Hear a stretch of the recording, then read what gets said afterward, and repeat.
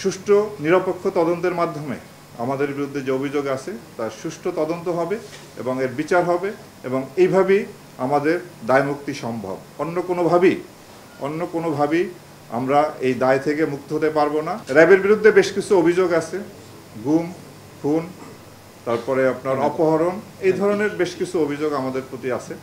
তা আমি আপনাদের মাধ্যমে দেশবাসীকে জানাতে চাই যে র্যাব সৃষ্টির পর আজ পর্যন্ত যে সমস্ত জনগণের যারা র্যাব দ্বারা নির্যাতিত বা অত্যাচারিত হয়েছেন তাদের কাছে এবং যারা হত্যাকাণ্ডের শিকার হয়েছেন, যেমন নারায়ণগঞ্জের 7 খুন সহ যারা র্যাব কর্তৃক হত্যাকাণ্ডের শিকার হয়েছেন তাদের পরিবারের কাছে আমরা দুঃখ প্রকাশ করি এবং ক্ষমা প্রার্থনা করি এবং পাশাপাশি এই সমস্ত ঘটনার সুষ্ঠু তদন্তের মাধ্যমে এর বিচার যাতে হয় সেটা আমরা প্রত্যাশা করি। অন্তর্বর্তীকালীন সরকার গুম খুন কমিশন করেছেন, আন্তর্জাতিক অপরাধ ট্রাইব্যুনাল এই ধরনের অপরাধ কগনিজেন্সে নিয়ে এর বিচার কার্য পরিচালনা করছেন।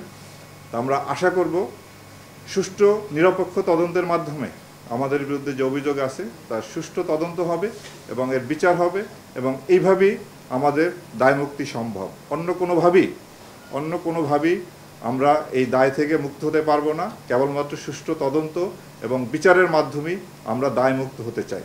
আমি আপনাদের মাধ্যমে আবারও যারা র্যাবের কারণে ক্ষতিগ্রস্ত হয়েছেন, নির্যাতিত হয়েছেন তাদের পরিবারের কাছে এবং তাদের কাছে আমরা আবারও দুঃখ প্রকাশ এবং ক্ষমা প্রার্থনা করছি।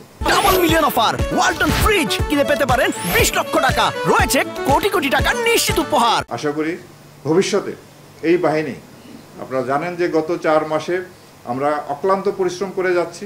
ভবিষ্যতে আমি আপনাদেরকে নিশ্চয়তা দিচ্ছি, আমি যতদিন এই দায়িত্ব পালন করব বা আমার অফিসার যারা আছেন, র্যাব কখনো কারো নির্দেশে ভবিষ্যতে এই ধরনের অপরাধ যে গুম করা, খুন করা, এটা হলো ফৌজদারি অপরাধ, এই অপরাধে কখনোই আর জড়িত হবে না, এই নিশ্চয়তা আমরা দিচ্ছি। তারপরও যদি কোনো সদস্য নিজ দায়িত্বে কোনো অপরাধমূলক কার্যকলাপে জড়িত হয় তাদের বিরুদ্ধে আমরা কঠোর আইনগত ব্যবস্থা নিব, যেটা 5ই আগস্ট পরবর্তীতে আমরা নিয়ে আসছি।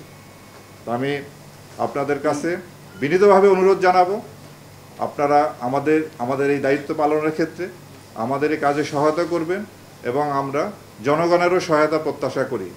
জনগণের সহায়তা ব্যতীত কোনো বাহিনী, আইনশৃঙ্খলা রক্ষাকারী কোনো বাহিনী তার সাফল্য অর্জন করা সম্ভব হবেও না।